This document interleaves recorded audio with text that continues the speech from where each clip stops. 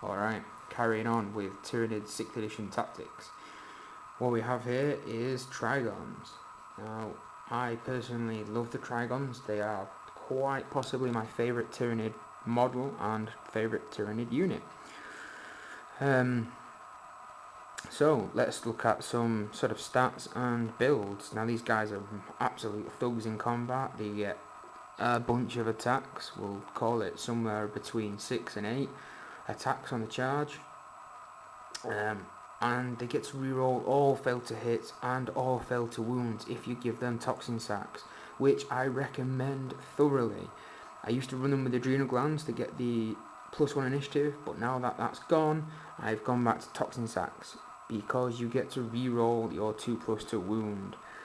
Excuse me, which makes them amazing considering they are monstrous creatures, so attack at AP 2. Now, I run these guys in a pair, and the reason why I run them in a pair is because 2 of them is better than 1 of them. But the reason why, the better reason why to run them in a pair is it's harder to kill 2, and 2 are more scary, and 1 will die easier than 2 will, blah blah blah. It's pretty obvious. You have 2 of them on the board, the chances are 1 will die before it gets there, the other 1 will live and start eating things. Now the second way I run them is, a lot of people like to deep strike these guys. Start without them on the board, you pop up in the middle of your opponent's deployment zone, and then he has a turn to kill them, or he dies. It's a good tactic, I quite like it, it gets him where you want it to be very quickly. But like I discussed in the overall theory video, what you want to do is you want to create targets on the board. You want your opponent to worry where to put his shots, and if these guys are off the table, they're not creating targets, they're not messing with your opponent's target priority. If you start with these 2 Trygons not on the board, he doesn't have to worry about them. He can put all his fire into the Tyranid and kill it, and then when these guys come on, it's kind of pointless because you've got no scoring units left. So my personal opinion is to start them on the board all the time. They're fast enough to deal with it now. Fleet is a great rule, it always was, but now it's even better in my opinion. You turn 1 you move up, then you run. Turn 2 you move up again, and then you've got a potential 12-inch charge range with a reroll. So these guys are gonna see turn 2 combat every game, guaranteed. They will get turn 2 combat, and that's where you want them to be.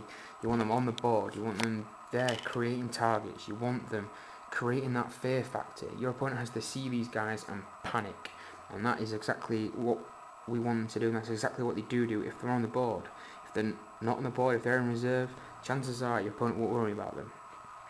And there's also the threat that they may not arrive when you want them to. So let's think about where we want them and where we don't want them. Basically, where you want them is in combat. They offer very little else. They do have 6 strength 5 shots, which is pretty nice. It's AP 5, it's ballistic skill 3, so they do have some shooting ability, and it's nothing to underestimate. I've had these guys take down transports, I've had them be able to sort of wreck things like rhinos and strip hull points off, armor 11. Between them they get 12 shots, it's nothing to scoff at. So it's definitely used for those shooting abilities, but obviously their main strength is in combat. The weapon skill better than Space Marines, therefore they're hitting most things on 3s with a reroll because they have 2 sets of sides and talons, and they are strength better than Space Marines, 2 higher than a Space Marine, which means they're wounding most things on 2s, and again they get to reroll all those. So with 7 attacks, you're probably likely to be inflicting 6 wounds a turn with these guys at AP 2. Where you want to watch out for is the obvious targets, things like Grey Knights, anything that is strength 8 with a force weapon, a special rule attached to it is ridiculous. Obviously Thunderhammer Stormshell Terminators, because they can take the barrage from these guys and then just smack them into the ground afterwards. But where they will have the most luck is just eating infantry. They'll eat dreadnoughts for breakfast. Vehicles, now the new smash rules, they can just punch their way through the side of land raiders and eat the goodness inside. So it's just about being careful where you assault these guys. If you're worried about a target, try and assault them in pairs. You know, between the two of them, I wouldn't be afraid to charge at a 10-man Terminator unit. Not in the slightest. I wouldn't be afraid to do that. It's 12 wounds he has to inflict after my 14 attacks. You know, so if there's, you run them in pairs in the list and run them in pairs on the board. You know, just run them next to each other, because your opponent then has to think, well, I can charge one, but if I don't kill it, the other one's gonna get me. You know, you have to help each other out when they're on the board, and you know that's just simply means running them straight at the middle of the board together, and then splitting off later on if targets become available. It's perfectly fine. Okay, so let's look at some special rules and potential upgrades. Now, I've mentioned taking toxin sacks. You should always take toxin sacks.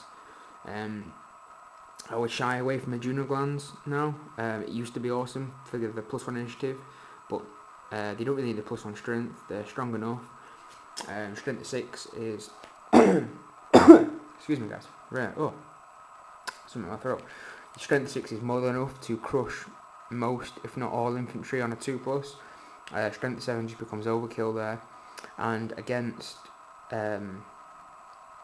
vehicles, you can smash and then get 4 attacks, reroll an armor pen, reroll into hit. So they really don't need the adrenal glands, but toxin sacks is, you know, definite upgrade for these guys. Again, avoid regeneration. You pay a lot and you don't really get the return on it, in my opinion. If you've got the points spare and you can't think of anything else to, you know, to buy it, get regeneration. But I can think of many better things to spend those points on. Excuse me, I'm trying to make this video not too long. And then, okay, we'll look at in terms of upgrading to a Trygon Prime. In my opinion, you should never ever upgrade these to Trygon Primes. And the reason why, look in the rulebook, go to the special rules section and look at Rage. Rage has now been made amazing. If these guys are primes, they cannot rage, and what you want them to do is rage. There is now no downside to Rage. All it means is they get an extra attack on the charge, giving them 8 attacks instead of 7. And at Leadership 8, you're going to fail a few of those, you know, you're going to fail a few of those rage checks, and you want them to fail. They don't have to move towards the closest target, they don't have to assault it. All it means is if you do assault, you get an extra attack on the charge. You get +2 instead of +1, and that is fantastic. So I used to say, you know, primes. I used to have this one as a prime, that's why he has a blue horn, and this guy ran as a regular one. We ran them in pairs, he kept this one in check. But now he ain't a prime no more. He's been demoted back to a regular guy, and this guy's laughing at him going, so yeah, don't upgrade to primes. There is no need. You get no benefit from being a prime. You get another 6 shots on his weapons, but see, that's not what you take them on the army for. So yeah, run them naked basic Trygons with toxin sacks is what I would recommend, and I'd also recommend starting them on the board, and I would recommend running them in pairs, and don't be afraid for them to die, because if you set up the rest of the army right, like we've discussed in the previous video, the rest of the army can do its job while your opponent's trying to deal with these guys, and that's what you want to try and achieve. So that's Trygons in a nutshell. That's how I run Trygons. That's how I've had pretty good success running Trygons in this manner. So I hope you guys learned something, as always, and that's it. I'm out, guys. Cheers. Just watching.